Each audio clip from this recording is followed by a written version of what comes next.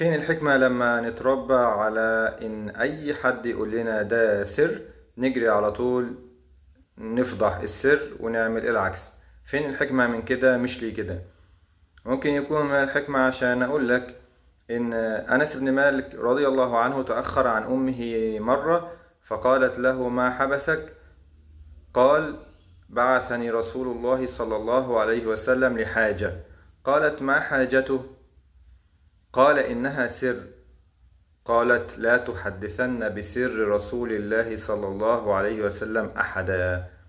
وظل أنس بن مالك رضي الله عنه لم يحدث بهذا السر حتى مات، لدرجة أنه قال لثابت: لو كنت محدثا أحدا لحدثتك يا ثابت، يعني بهذا السر.